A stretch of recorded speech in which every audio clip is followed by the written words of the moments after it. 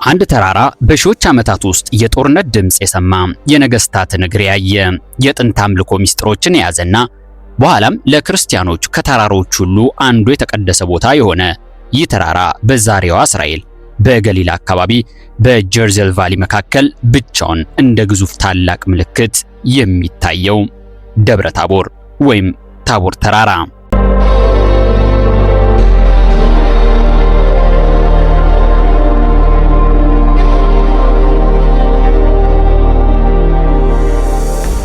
ይህ ተራራ የሚያስደንቀው በውበቱ ብቻ አይደለም። ከ2000 ዓመታት በፊት እዚህ አካባቢ የነበረውን የጦርነት ታሪክ ስትሰሙ ደግሞ ትደነቃላችሁ። ይህ ተራራ ዲቦራ የተባለችውን ሴትና ባራቅን፣ ሲሴራ የተባለውን የጦር መሪና የከነናውያንን ኃይል ያስመለከተን ይህ ተራራ ለእስራኤል ታሪክ ምን ያህል አስፈላጊ እንደነበር ትገነዘባላችሁ።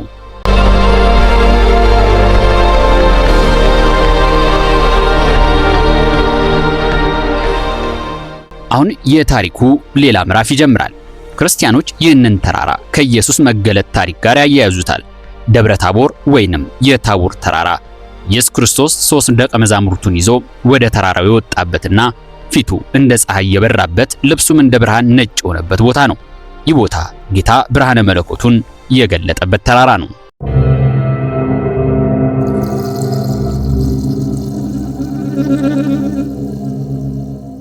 ቤተክርስቲያኖች ተሰርቷል፣ ገዳማት ተቋቁመዋል፣ ወታደሮች ወጥተውበታል፣ ነገስታት ተቃይረውበታል። ይህ ተራራ ግን ዛሬም በዚያው ቦታ አለ። ዛሬ ወደዚህ ተራራ እንጓዛለን፣ ወደ ጥንታይቷ እስራኤል ምድር፣ ወደ ዲቦራና ባራቅ፣ ወደ ሲሴራ፣ ወደ ገሊላ ጥንታዊ መንግስታት፣ ወደ ሮማውያን፣ ወደ ቤዘንታይን ዘመን፣ ወደ መስቀል ጦረኞችና በመጨረሻ ወደ ዛሬዋ እስራኤል ምድር እንገባለን።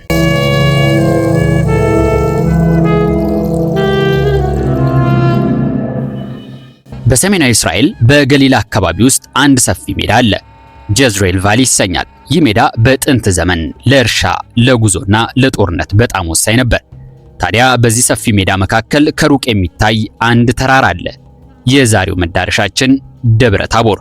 ይህ ተራራ 563 ሜትር ያህል ከፍታ አለው። ታዲያ በዙሪያው ካለው ሜዳ ሁሉ በግልጽ ጎልቶ ይታያል።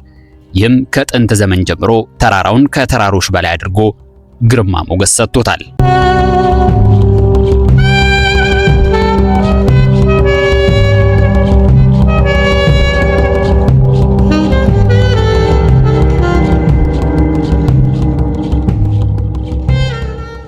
አንድ ሰራዊት በዚህ አቅጣጫ እየመጣ ከሆነ ይህ ተራራ ከፍታው የገዘፈ ስለሆነ የሚመጣውን አካል ለመመልከት ጥቅም ይሰጣል።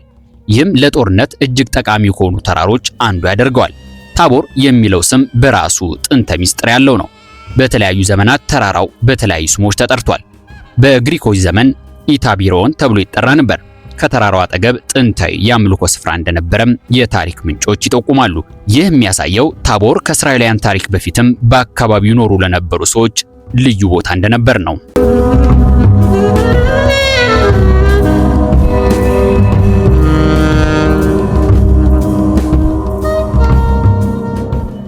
ተራራዎች በጥንት ህዝቦች ዘንድ ከሰማይ ጋር የተቀራረቡ ቦታዎች እንደሆኑ ይታሰቡ ነበር። ስለዚህ ተራራ ላይ መቆም ለብዙ ጥንታዊ ህዝቦች ከመሬት በላይ ያለ ልዩ ስፍራ ላይ እንደመቆም ይቆጠራል። የታቦር ተራራ ታሪክ አስደናቂ አንድ አካል የዲቦራና ባራቅ ታሪክ ነው። በመጽሐፈ መሳፍንት የሚገኘው ታሪክ እንደሚነግረን እስራኤላውያን በከነዓናውያን ግፍ እንደተፈጸመባቸው ነው። በዘመኑ የከነዓናውያን የጦር ኃይል በሲሴራ ይመራ ነበር። ሲሴራ በተለይ የብረት ሰረገሎች ያሉት ኃይለኛ ጦር ነበረው። በዚያን ዘመን የጦር ሰረገላ ማለት ትልቅ የውጊያ ጥቅም ያለው መሳሪያ ነበር። ነገር ግን ይህ ታሪክ አንድ ያልተለመደ ነገር ያስመለክተናል። መሪዋ እንስት ነበረች፣ ፍርድ ትሰጣለች፣ ህዝቡን ትመራለች። እናም በዚህ ታሪክ ውስጥ የሚታየው ትዕዛዝ እጅግ አስደናቂ ነበር።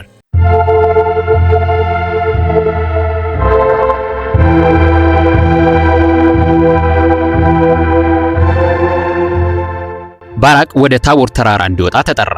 ከዚያም ከእስራኤል ነገዶች የተሰበሰበ ኃይል ከተራራው ላይ ተዘጋጅቶ ይጠብቀው ነበር። ከታች ግን የሲሴራ ሰራዊት አለ። የታጠቁ ኃይሎች፣ የጦር መሳሪያና ከፊታቸው የቆመው ታቦር ተራራ። አስቡት፣ በአንድ በኩል የተራራው ከፍታ፣ በሌላ በኩል ሜዳና በሜዳው ላይ የጦር ሰረገሎች። የሲሴራ ኃይል ከታቦር አቅራቢያ ሲመጣ የውጊያው ሁኔታ ተቀየረ። የመጽሐፈ መሳፍንት ትረካ እስራኤላውያን ሲወርዱ የሲሴራ ጦር እንደተሸነፈ ይናገራል። ከዚያም ሲሴራ ሸሸ። አደገኛው ጦር ሰራዊት መሪ በመጨረሻ ብቻውን ሸሽቶ ጠፋ። የጦር ሰራዊቱም ተበታተነ። መሪው ግን ሕይወቱን ለማዳን ሲሞክር ወደ ያኤል ቤት ገባ። ያኤል ሲሴራን በሰላም ከተቀበለችው በኋላ በመጨረሻ ገደለችው። ይህም የዲቦራ የባራቅና ያኤል ታሪክን በመጽሐፈ መሳፍንት ውስጥ ከሚታወቁ የጦርነት ታሪኮች አንዱ ያደርገዋል።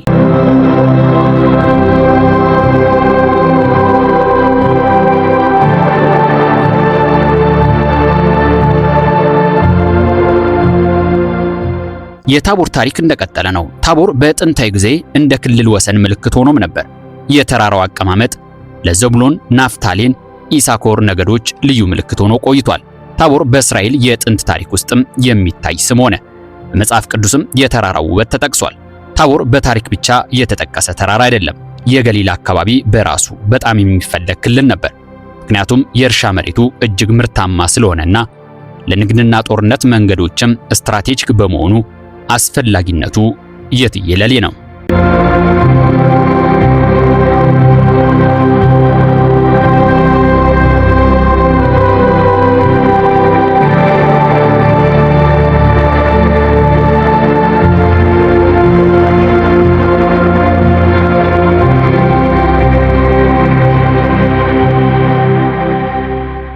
የእስራኤል ታሪክ ሲቀየር የታቦርም ታሪክ አብሮ ተቀየረ።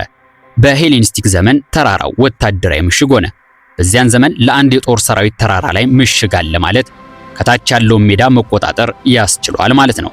ከ218 ዓመት ዓለም በፊት አንቲኪዮስ ሶስተኛ ተራራውን እንደያዘ የታሪክ ምንጮች ይጠቅሳሉ።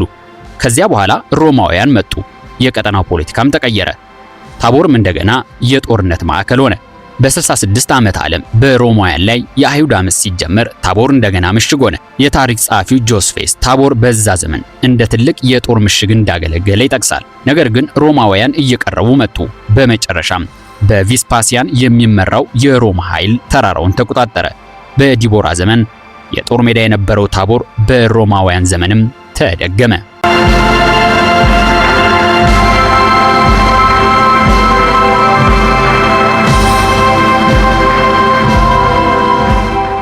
አሁን የታቦር ተራራን እጅግ አስደናቂ ምዕራፍ እንመለከታለን።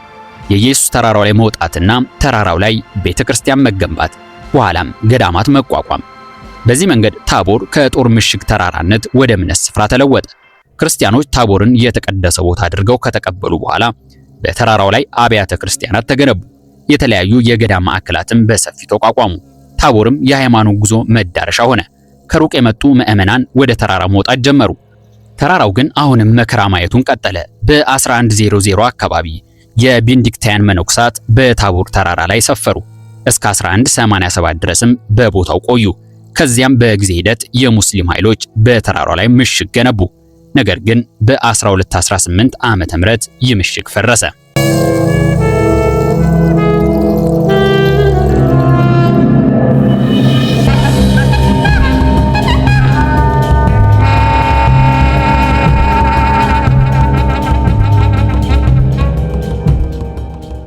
የተለያዩ ኃይሎች በዘመናት እየተቀያየሩ ተራራውን መዳረሻቸው አድርገውታል። ከ1255 እስከ 1263 ደግሞ ሆስፒታል ድረስ ቦታውን ተቆጣጠሩት።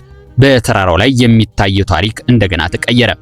አንድ ቦታ እምነት፣ ጦርነት፣ ፖለቲካና ቅዱስ ታሪክ በአንድ ላይ የተገናኙበት አስደናቂ ስፍራ ሆነ። አሁን ከተራራው ወርደን አቅራቢያ ወደምትገኘው ሰፈር እንሂድ። ካፋር ታቦር። ይህች ስፍራ በ1901 ተመሰረተች። ይህ የሚያሳየው ታቦር በጥንታዊ ታሪክ መልኩ ብቻ የቆመ ቦታ እንዳልሆነ ነው። አዲስ የሰፈራ ታሪክም ከተራራው ጋር የተቆራኘ ታሪክ ሆነ። በገሊላም የእርሻ ስፍራዎች መቋቋም ጀመሩ። መሬት ተቆፈረ፣ እርሻ ተጀመረ፣ መንገዶች ተሰሩ፣ አዲስ ሕይወት ቀጠለ። ከላይ ገዝፎ የሚታየው ታቦር ተራራም ልክ እንደ ታሪክ ጠባቂ ሆኖ በሞገስ ቆመ።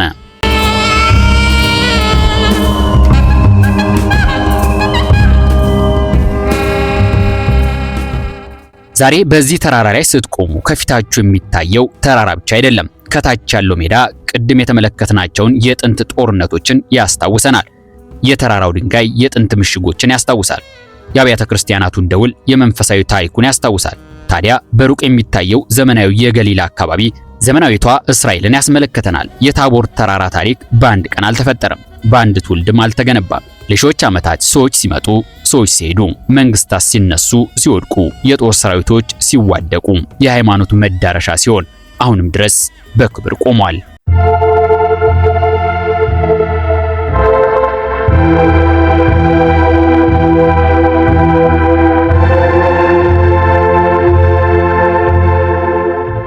ተመልካቾቻችን በዛሬው የዘናለም ዝግጅታችን አንድ ተራራን ብቻ አልጎበኘንም። ከሺዎች ዓመታት በላይ የቆየ ታሪክ የተሸከመ ቦታ ተመልክተናል። ደብረ ታቦር የጦርነት ድምጽ የሰማ ተራራ፣ የዲቦራና የባራቅን ታሪክ የተመለከተ፣ የሲሴራን ኃይልን የቀበረ፣ በሮማውያን ዘመን የምሽግ ታሪክን የተሸከመና በክርስቲያኖች ዘንድ ከኢየሱስ መለወጥ ታሪክ ጋር የተያያዘ ቅዱስ ቦታ። ዛሬ ግን ዝም ብሎ የቆመው ይህ ተራራ ጦርነቶችን አልፏል። መንግስታት ተቀያይረውበታል። ትውልዶች መጥተው ሄደዋል። ነገር ግን ታቦር አሁንም ድረስ እንደቆመ ነው። ምናልባትም ታሪክ የሚያስተምረን ይህንን ነው።